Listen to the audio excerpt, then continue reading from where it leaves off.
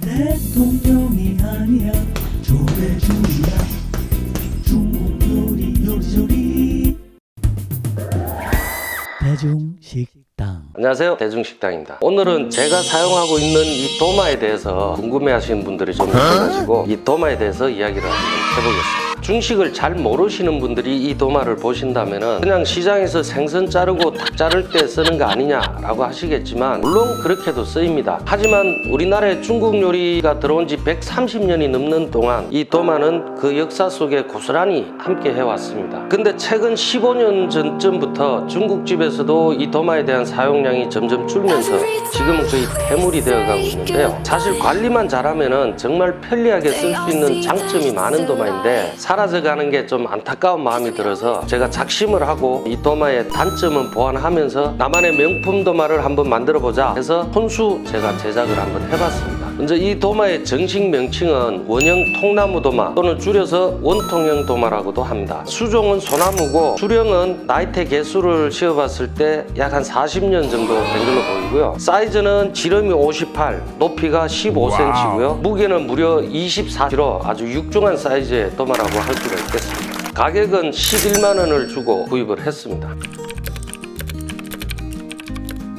물건을 받아서 1차적으로 굵은 샌딩 페이퍼를 이용해서 샌딩 작업을 마친 상태고요. 처음 물건을 받으면 저 상태보다 표면이 훨씬 거칠다고 보시면 됩니다. 지금 보시는 상태는 도마 전용 오일로 이틀 동안 계속해서 발라준 상태고요. 지금 보시는 화면은 앤틱한 느낌을 주기 위해서 토치로 구우면서 살균도 하고 자연스럽게 나무 문양도 돋보이게 해주었습니다. 물로 깨끗이 닦아내고 하루 정도 말린 다음에 다시 중간 굵기의 샌딩 페이퍼와 고운 것까지 순차적으로 샌딩 작업을 해서 마지막으로 벌꿀과 송진으로 만든 도마용 천연 왁스를 발라서 충분히 스밀 수 있게 이틀이 지난 다음 행주로 문질러 주듯이 닦아내면서 약 보름 만에 완성이 되었습니다. 이 도마의 특성상 가지고 있는 단점이 어떤 것들이 있는지 알아보고 또 그 단점을 보완할 수 있는 방법들은 어떤 것들이 있는지 알아보겠습니다. 이 도마의 가장 큰 단점은 너무 무겁다는 겁니다. 무겁기 때문에 아무래도 세척 관리가 소홀해지기 쉽고 그러다 보면은 부식이 되거나 갈라지게 되고 또 그 갈라진 사이로 이물질이 쌓이면서 또 2차 오염이 되고 결국 위생도마로서는 부적합한 상태가 됩니다.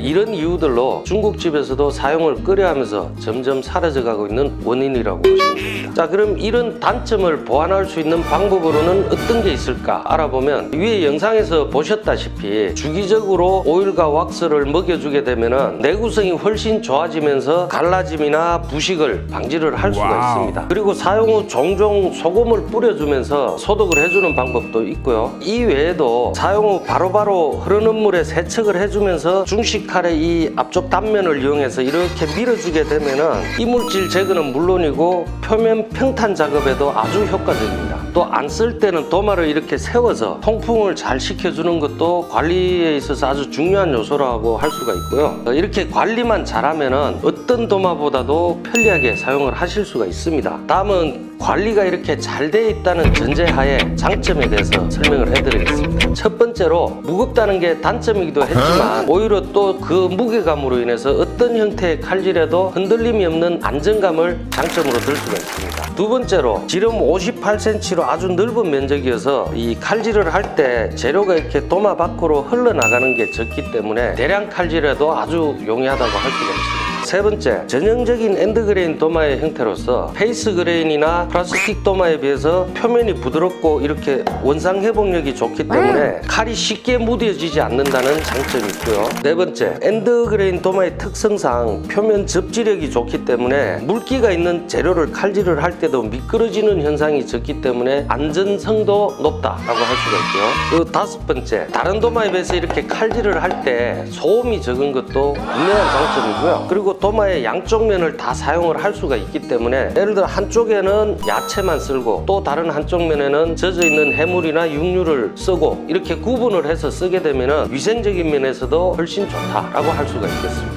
요즘 도마에 대해서 관심이 많으신 분들은 다 아시겠지만 사실 엔드그레인 도마보다 기능적이나 효율적인 면에서 더 앞서는 도마는 없을 겁니다. 그런 면에서 보면은 이 도마야말로 인위적으로 만들어진 게 아닌 자연 그대로의 원조 엔드그레인 도마라고 할 수 있겠습니다. 자, 이렇게 해서 이 도마에 대해서 상세한 설명을 드렸고요. 끝으로 이런 말씀을 드리고 싶습니다. 우리가 소위 말하는 명품이란 물건은 그 값어치를 누리기 위해서 그만큼 손이 많이 가고 지속적인 관리가 필요합니다. 도마도 마찬가지입니다. 아무리 좋은 도마라 할지라도 관리가 안 되면 명품 도마로서의 기능을 할 수가 없을 것입니다. 감사합니다. 대중이 크기 위해서는 대중의 힘이 필요합니다. 많은 구독 부탁드리겠습니다.